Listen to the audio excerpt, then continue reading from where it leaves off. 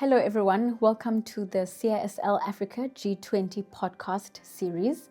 My name is Sikho Luthango, and I am the Senior Research Associate at the Cambridge Institute for Sustainability Leadership Africa.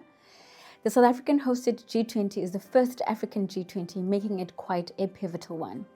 It has, however, become a complex process considering the current geopolitical context that changes quite rapidly. CISL Africa is working closely with our partners and particularly the Corporate Affairs Leaders Africa, based both in Kenya and South Africa, to engage in the B20 process. With that said, CISL Africa is embarking on a G20 series highlighting several policy recommendations for business to engage in leading up to the G20 and the B20 summit.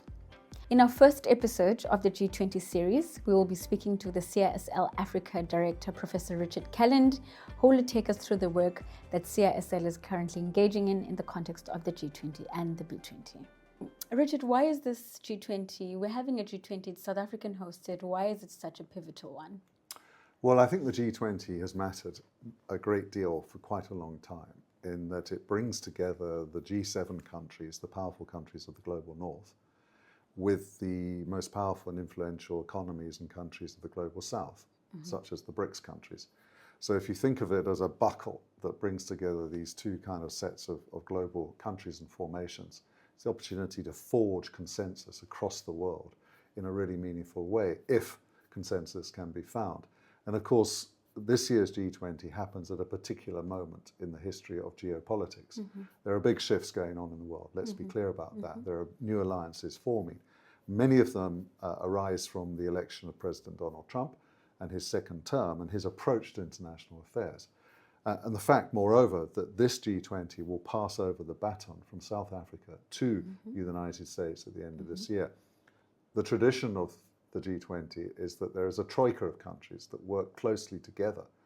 The previous presidency, Brazil, the current one, South Africa, the first African G20, and next year's host, the United States. But that ability to work as a leadership troika is undermined currently by President Trump's attitude to international affairs and to the G20 specifically. So it is indeed quite a complicated global context. And I mean, in this background, why is sustainability so important? Because CISL is quite engaged in sustainability work.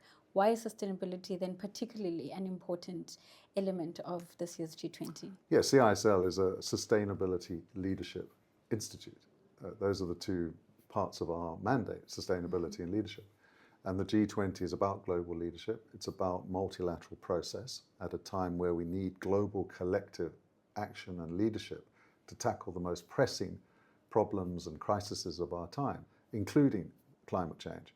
Sustainability, of course, brings all this together. We see it as a development issue as much as an environmental issue here in Africa.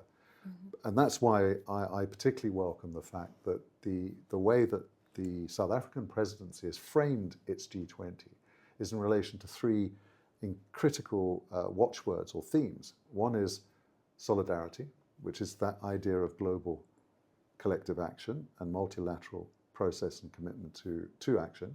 The second is equality, development, human rights.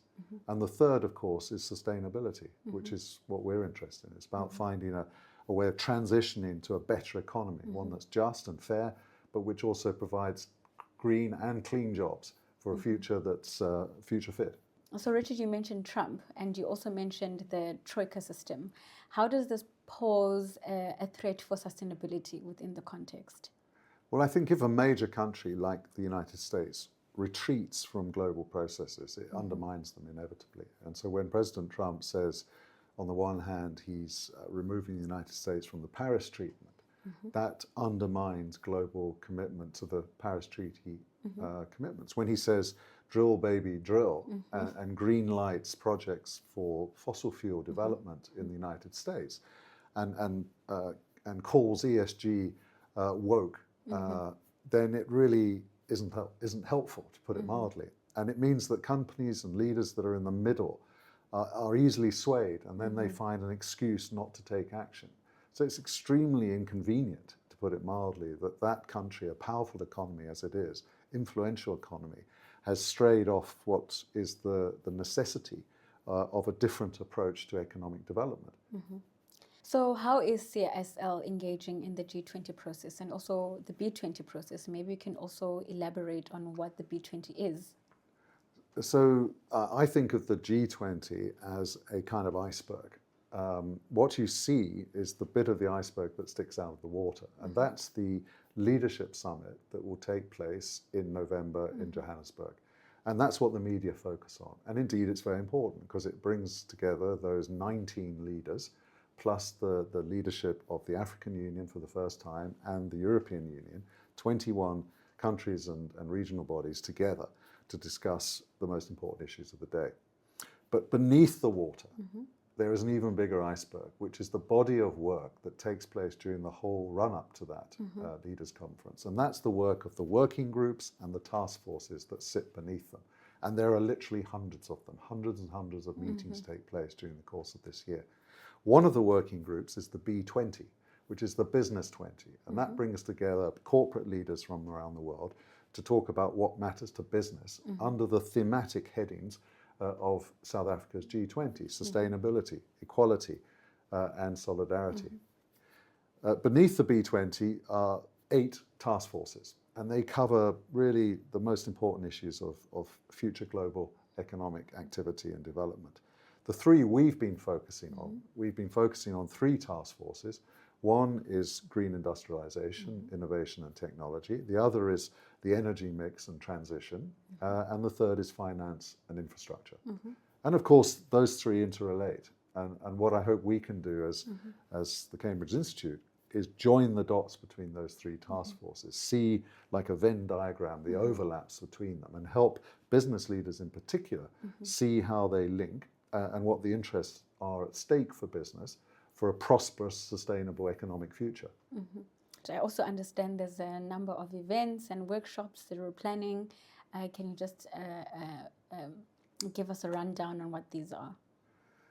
So I think the way in which the working groups operate, it varies from working group to working group. And we're all learning to be very nimble and having to move very fast because the G20 is like a train that zooms past a station. And you've got to hop on and off it extremely adeptly.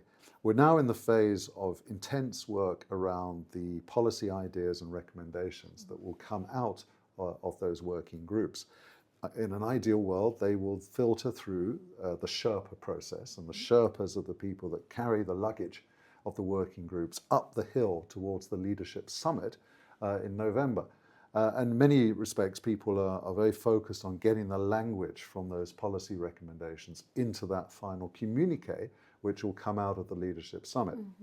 That's quite a precarious exercise because, as we learnt from Trump 1.0, his first term in office, and the G20 that occurred then, he may not cooperate, he may not even attend, or if he does, he may block a communique. And so I think people are wisely deciding not to put all of their eggs in that basket. And they recognize that the work of the working groups and task forces has merit in and of itself. It can shift the dial. It can create new consensus around what needs to be done. It can, for African economies, create new opportunities about finance and tech and access to markets. Thanks, Richard. And I mean, we are a network partner of these 3 task forces: green industrialization, just energy transition, and finance and infrastructure. But generally, how do you see within the greater G20 process what the role of business should be? I think that's a difficult but very good question. And I think business is going to have to and is learning the job as it gets into this, which is to be very adaptive, very responsive, and very agile. Because, as I say, this is a fast-moving train. So it requires attention. It requires, in particular, corporate affairs executives to see this as an opportunity space, to read the documents, to attend the meetings when they're open, and to participate, and where appropriate, to make representations. And those representations need to be within the frame and the remit of those working groups and the G20 as a whole. But they're also about business having its voice heard on the issues that matter to it. And we also have our corporate leaders, corporate affairs leaders forum. How can business partake in this process? So we with the support of ABSA, we ran a very, I think, enlightening workshop in person in Johannesburg at the beginning of the year with participants from the Sherpas, the B20 Sherpa, Cas Gavadia, but also the Sioux Sherpas from Durka, our Department of International Relations, who set out the landscape and the vision of the South African government and the aspirations of the B20 working group.